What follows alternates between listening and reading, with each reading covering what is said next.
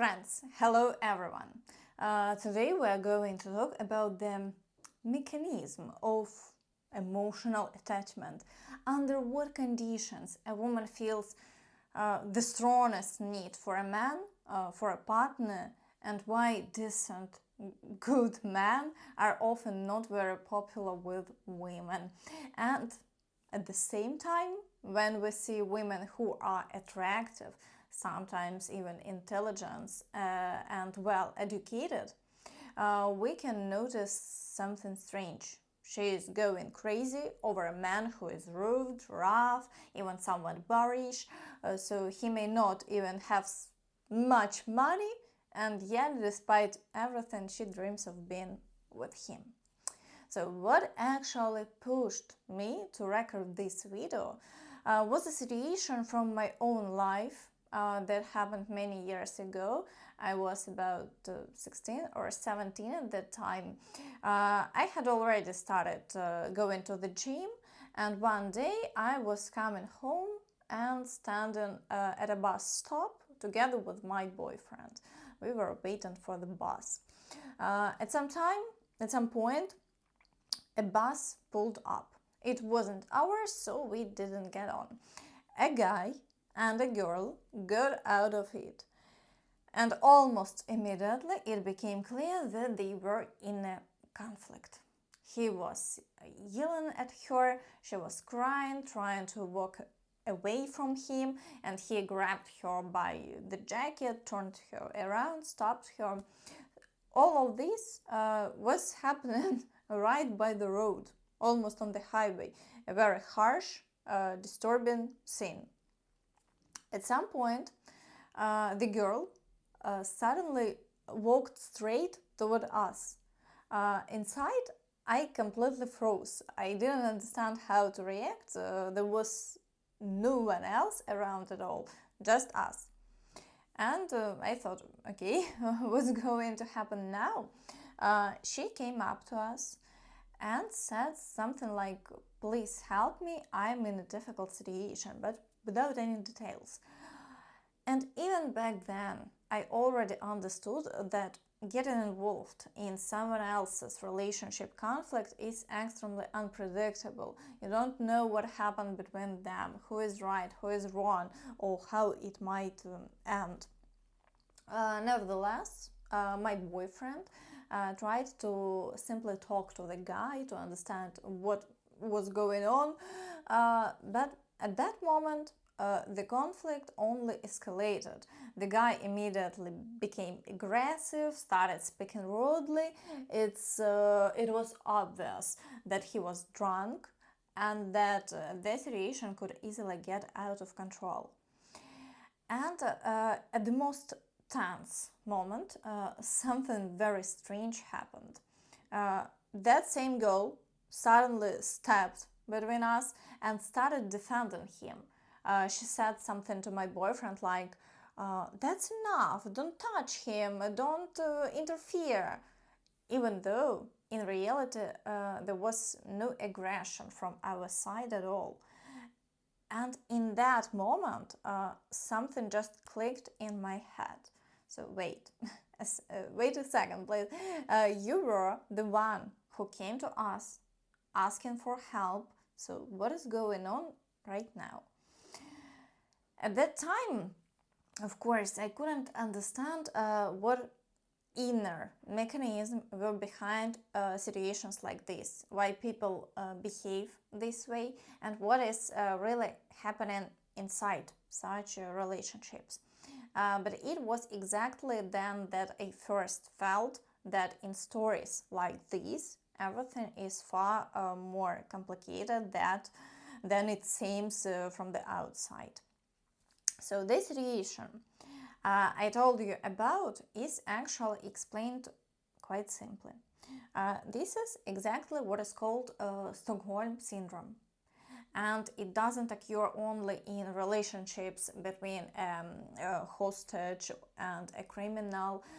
It also exists on an everyday level and within romantic and family relationships. But first, let me give you a bit of background. In general, there are many patterns in relationships between men and women that we notice and observe, but often cannot fully explain.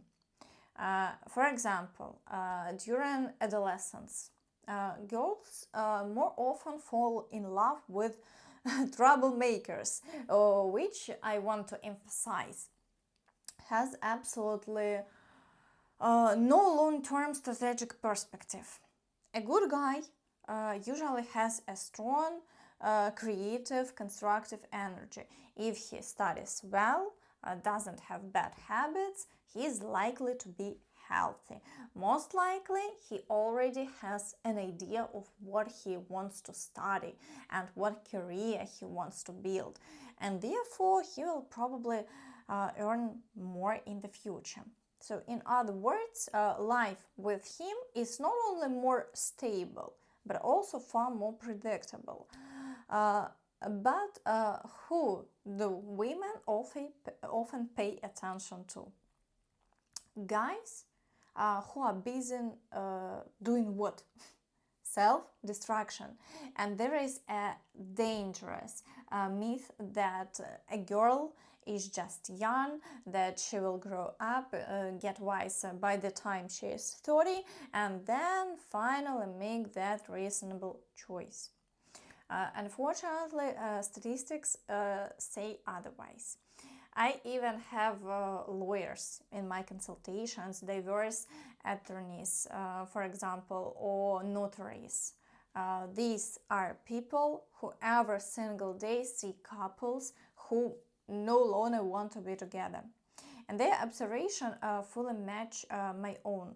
In most cases, the reason for a breakup is not that something irreversible happened that made the relationship impossible. No, it's much simpler. One of the partners just lost interest. That's it. And the other partner is left feeling like a scarecrow. Every day I see the same story. A man is ready to give a woman everything, and actually does give her everything, but she simply doesn't need it. So what does the man do? He takes the position of the good guy, the one focused on building and creating, while the woman goes off in search of something more intense, more exciting. And this is the most painful thought for a man, the one he doesn't want to accept, that she isn't leaving so that she can come back later and see that you've changed. No, she's leaving to find something else. Does she even know what she's looking for? By the way, no. Do you know what this is like? Think back to your childhood. You come into the kitchen and your mom asks, so do you want soup? Let's say chicken noodle soup. You go, no, I don't want it. I don't want soup. She says, okay, then how about a peanut butter and jelly sandwich? And you're like, no, I am tired of that. So what do you want? Your mom asks. I don't know what I want, you say, but I definitely don't want this. And then suddenly a big mug appears on the table and you go, oh, that's exactly what I wanted. That's exactly how it works with women in this situation. She knows that she doesn't want you, and in her search, she is guided purely by feelings and sensations. But someone might say, there are cases when a man is a real tyrant, a despot, who constantly harasses a woman and she doesn't leave him. So what's the logic behind all this observation I've just described? Well, it's called Stockholm syndrome. This term refers to the development of positive emotional feelings between a victim and their captor or aggressor. Back in 1973, in Stockholm, a dangerous criminal, if I'm not mistaken, took over a bank along with 4 hostages. He demanded money and a car. So his demands were not fully met. During the next 5 days, he remained in a confined space with the hostages. I think there were 3 women and 1 man. And over time, the hostages began asking for his demands to be fulfilled. And after the police stormed the place and arrested him, they even helped him get legal representation. They hired a lawyer, testified in his favor, claiming he was a good person. There are also many stories where women wrote love letters to a criminal who had already been caught, or even sought to meet him, despite his acts of aggression toward them. In other words, emotional attachment developed. Even 20 years ago, this psychological phenomenon was considered only in the context of hostage criminal relationships. Nowadays, however, it is more correct to understand that it can also occur within family relationships. Okay, let's go closer to practice. I'll describe a situation that will be familiar to almost everyone. You meet a woman, but you don't feel strong emotions to her. You might even have ignored her, not paid attention. You really didn't do much at all. But she takes initiative, she invests effort, she cares. A month passes, 2, 3, she doesn't bother you much. But little by little, you start taking her more seriously. You think, well, she's a good person. And then you begin to build a sort of future with her, maybe even a family. But suddenly, she starts losing her feelings. Congratulations. You've met the kind of woman who is prone to Stockholm syndrome, who actually even seeks situations that put her in this position. For such a woman, things like money, possessions, or status might seem great, but in reality, they are secondary. Even if you seem to have a lot to offer her, you'll notice that she doesn't cling to it. There are many stories where a wife lives with the kids and she ends up going nowhere. Obviously, life will be harder financially and in every other way. Or maybe she lives for a man who has nothing, but he fits this scenario better, so you understand. And for her, that will be primary.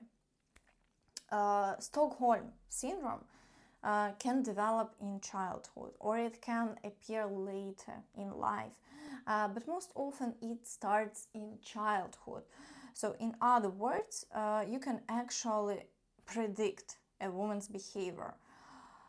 Or there are men who from the teenage years in every relationship fall for a woman, start justifying her actions, meaning there is a constant emotional roller coaster. The thing is, this doesn't happen all at once.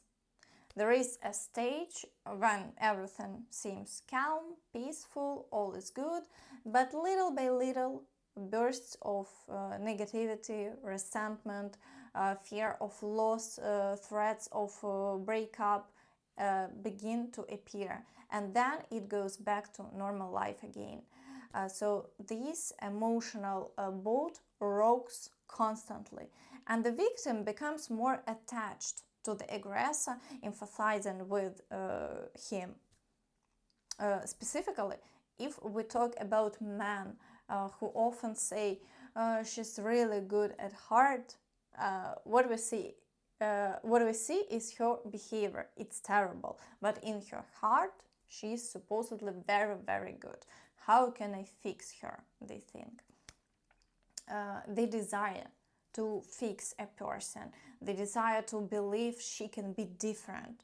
They desire to influence her or to mold something good out of these terrible circumstances. Poof, and you'll have perfect, happy relationships. But of course, there is nothing more than self-deception. Many people ask, how long can these relationships last? And here is the truth. There is actually one main factor that rules everything: your resources. If a man lacks resources and you are in the victim position in this situation, she will lose interest exactly when you give her everything. You start building a life together, that's it. Interest begins to fade. If you do have resources, here is the scariest scenario based on my consultations. Man over 30 who can give a woman a lot. In such circumstances, she also solves other problems along the way. She might think, well, I need stability, maybe marriage, but what about him? What about friends? What should I do? In this situation, she can literally keep you on a leash. And because of that, this scenario becomes even more painful. Every time she reaches out, you see a glimmer of hope. And the question arises, when will she completely let go? When will she find someone more suitable? What happens if you become the aggressor, even unintentionally?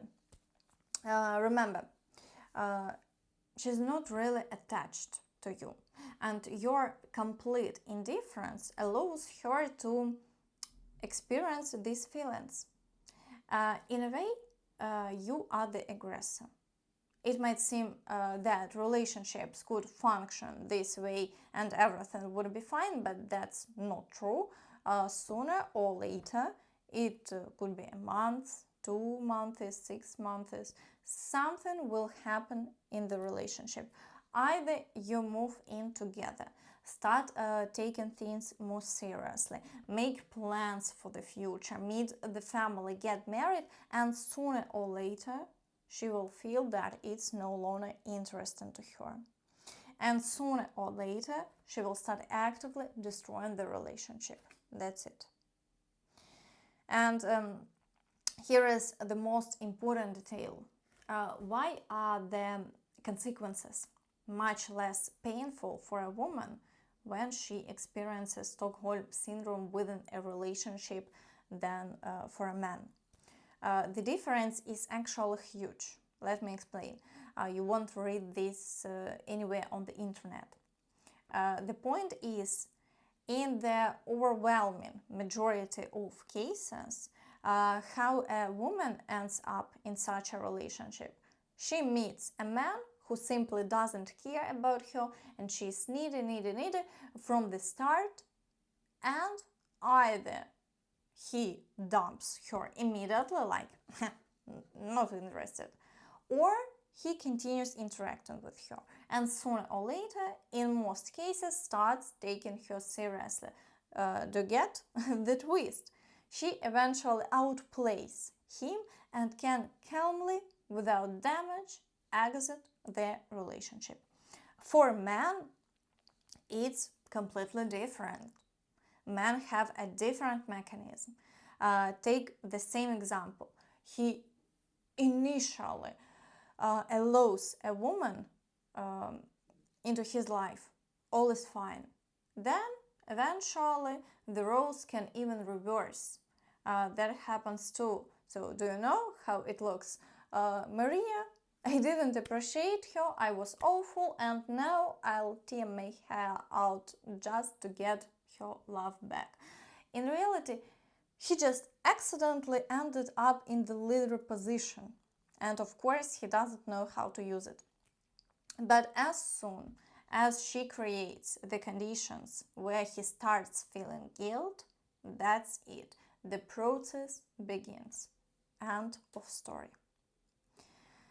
There is another reason and another scenario when a man immediately becomes infatuated with a woman. But understand this, if the woman sees that he has resources, it doesn't matter what kind, emotional, attention, money, or anything else, she can start playing games. I've said it many times. It's not natural for a man to keep backup women around. For him, it's simple, either interesting or not interesting. That's it. Women are wired differently. And for this reason, if a woman starts feeling something for a man, he will either ignore her or start taking her seriously. And here is the thing.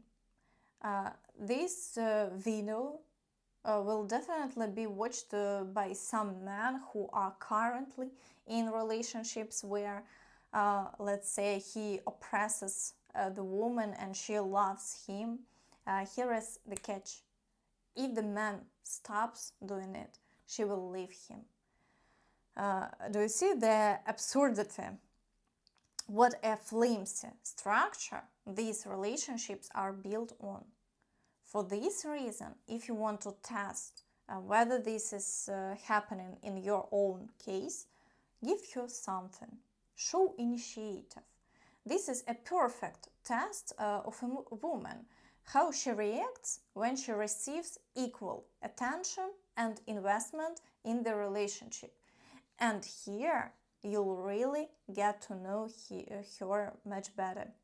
Either she will just consume, take advantage, and gradually lose interest, or your value will sharply rise. And I mean, this is especially important for those who are genuinely planning to build something with this person in the future. Going back to the very first story I told about the bus stop and the guy and girl who were fighting, it was exactly the same. He oppresses her, she cries. In the moment she might complain to someone, her mom, a friend, and then everyone says, dump him, he's bad, and she replies, no, I love him. That's it. She will stay with him as long as he keeps behaving that way. But the moment he shows even a single weakness, he is done. And the loving girl is gone. That's the point. This is why this structure is extremely fragile. All right. Oh, friends, thank you so much for watching.